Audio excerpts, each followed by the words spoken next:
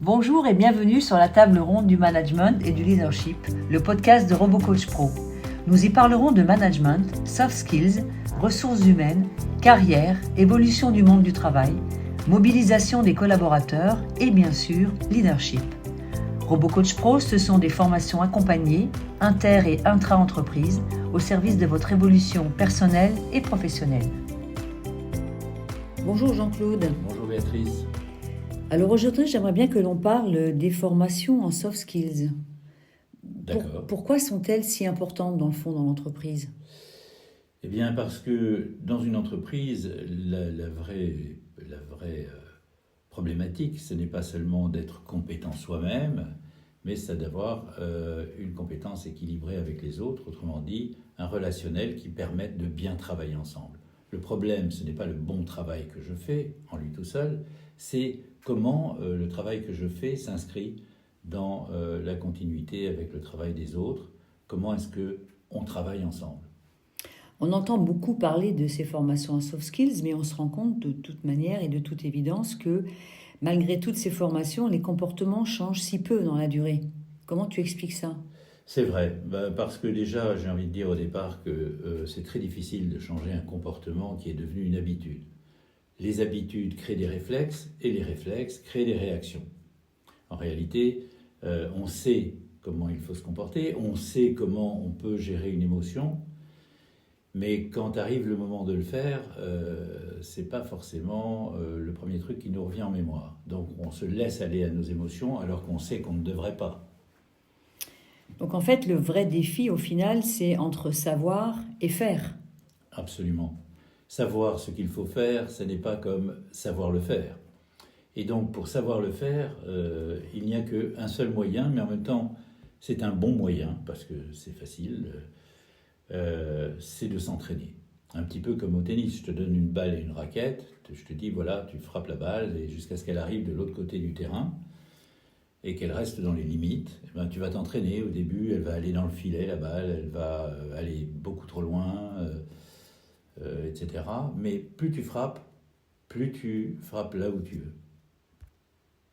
Alors j'aime beaucoup l'exemple du tennis, parce qu'en fait, c'est vrai que les formations que nous dispensons, ce sont des formations où on doit s'entraîner beaucoup. Oui, en effet, pendant 6 semaines, nous accompagnons les apprenants pour que tranquillement ils mettent en place de nouvelles habitudes. Et tu peux m'expliquer pourquoi 6 semaines, pourquoi pas 4, pourquoi pas 3, pourquoi avoir choisi 6 semaines ? Alors, c'est un choix un petit peu arbitraire, je l'avoue, mais il part d'un principe, c'est qu'on dit souvent qu'il faut à peu près, alors les plus optimistes disent 21 jours et les plus pessimistes disent 66.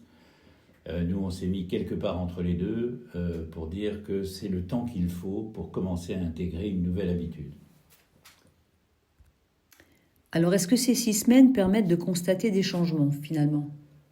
Je dirais que oui, quand on regarde les retours de tous les stagiaires et de si ils sont francs quand ils répondent, en effet, il y a des changements qu'on constate parce qu'il y a 2 phénomènes.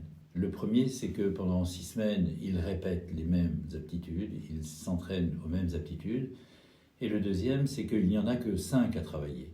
C'est pas comme si on avait tout un panel de choses à faire. Là, ils ont 5 aptitudes très précises, très complémentaires à travailler. Et puis le dernier lieu, c'est qu'on les suit, on les accompagne, avec notamment un dispositif qui s'appelle Question à mon coach. Et dans la plateforme dédiée sur laquelle ils suivent leur formation, ils peuvent simplement poser une question. Voilà, j'ai essayé de mettre cette aptitude en application et j'y arrive pas, en tout cas, j'obtiens pas les résultats auxquels je m'attends. Comment est-ce que je peux faire ? Tu peux nous expliquer comment fonctionne ce question à mon coach ? Oui, très bien. C'est vraiment une disposition qui, au fil des années, s'est avérée de plus en plus utile parce que, en fin de compte, on nous dit, par exemple, ce qu'il faut faire ou ne pas faire dans une situation donnée, mais la difficulté, c'est de s'en souvenir dans la situation donnée. Et on n'a personne pour nous dire, voilà ce que tu pourrais faire. Et quand on a quelqu'un, malheureusement, c'est pas forcément au moment où on en a besoin. Donc, question à mon coach, c'est quand tu en as besoin, tu poses ta question et tu obtiens ta réponse dans la foulée. Et tu peux dire qu'en fait, ça marche, ça fonctionne. Ça fonctionne très très bien. Au point d'ailleurs que les gens qui connaissent RoboCoach ou qui l'ont fait il y a quelques années nous disent « tu sais, ça me manque ce question à mon coach, j'aimais bien parce que je pouvais poser des questions, est-ce que je peux toujours le faire ?» En réalité, évidemment, les stagiaires sont prioritaires, donc nous avons travaillé sur une idée, c'est de détacher question à mon coach, ou plutôt de l'additionner avec une autre plateforme, un autre dispositif, pour que tout le monde puisse s'abonner à question à mon coach et puisse poser la question au moment où il est dans une difficulté relationnelle, une difficulté quelconque, encore une fois liée à ses comportements, liée au comportement des autres, liée à la qualité de la relation avec les autres ou à la non-qualité de la relation avec les autres.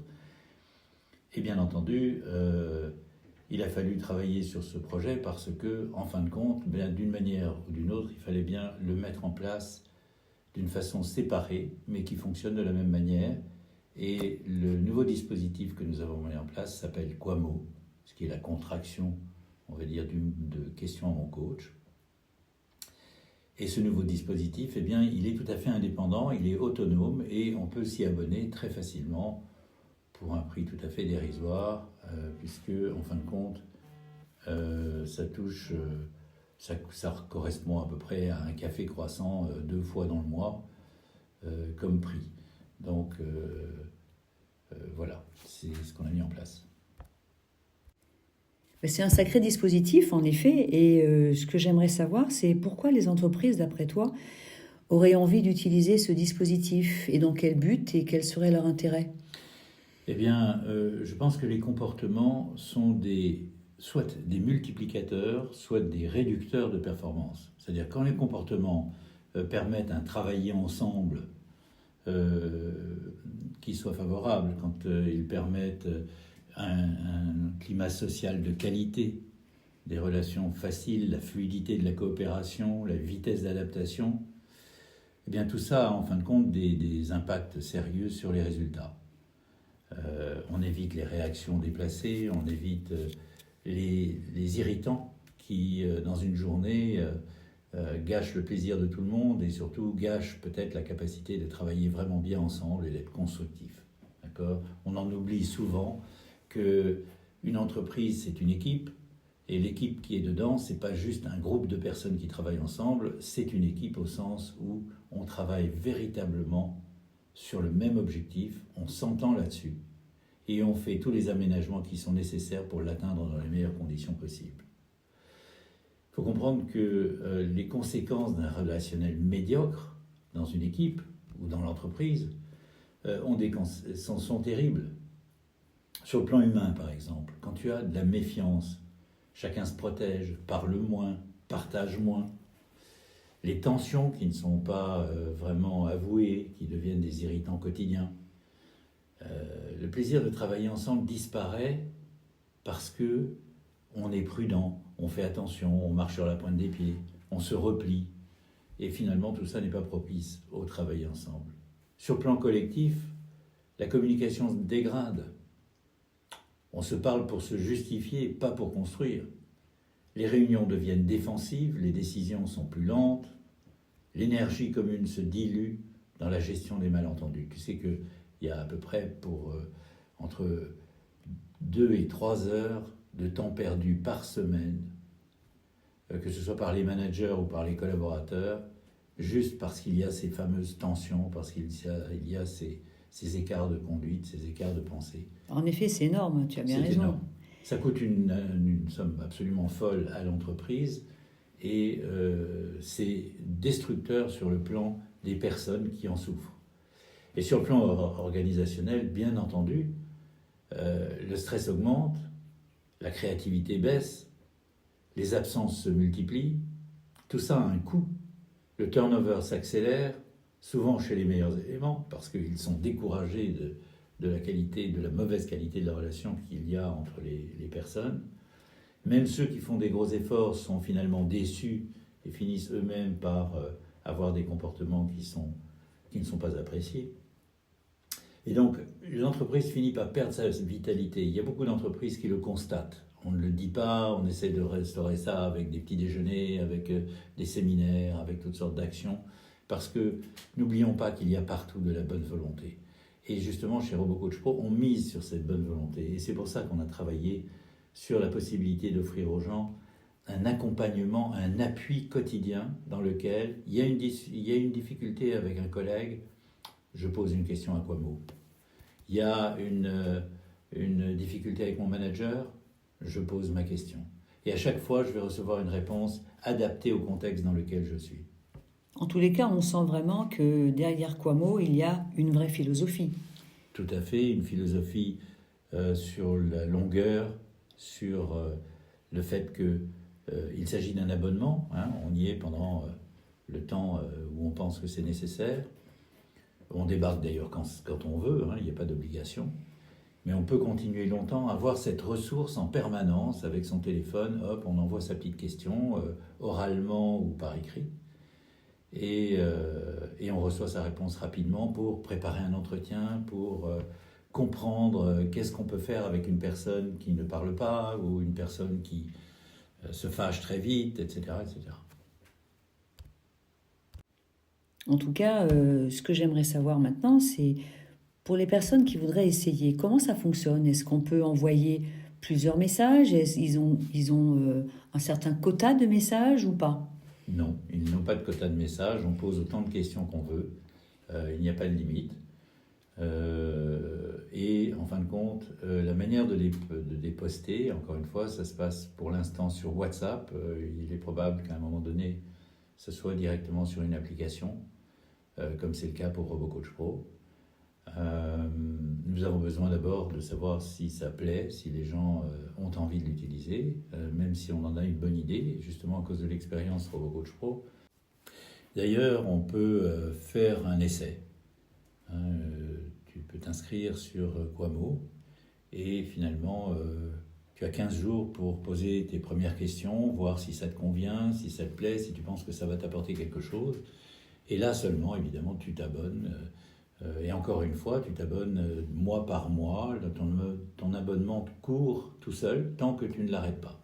C'est un peu comme un pâtissier qui fait goûter un morceau de gâteau afin de savoir si ça lui plaît bien, ou un morceau de chocolat. Exactement.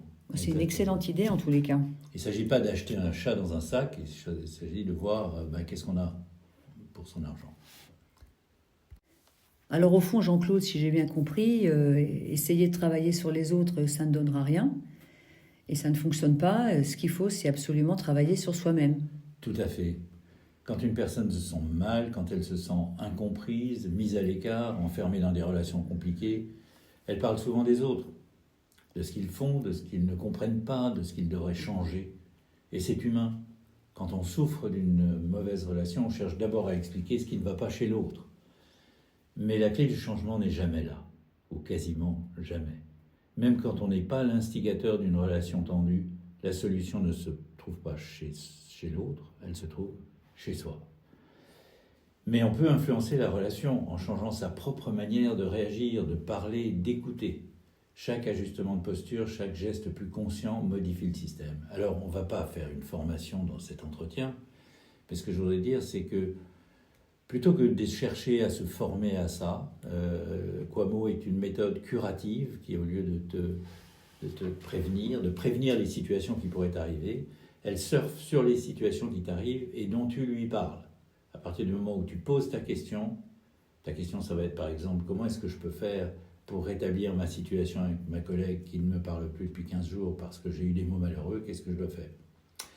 Eh bien, là, quand tu poses ce genre de questions, tu obtiens la réponse. Et cette réponse, ce n'est pas une théorie sur les soft skills. La réponse, c'est voilà ce que tu peux faire. Voilà ce que tu peux mettre en place. Voilà comment le faire. Et si tu es satisfait avec ce qu'on t'a dit, tout va bien, tu vas le mettre en place et regarder comment ça se passe. Si ça se passe bien, pas de problème. Si ça se passe moins bien que prévu, tu vas reposer une question. J'ai fait ça, qu'est-ce qui a pu se passer pour que je n'obtienne pas le résultat prévu? Donc, en fin de compte, tu es accompagné par Quamo. Écoute, merci Jean-Claude. Je trouve qu'on a bien débroussaillé le terrain.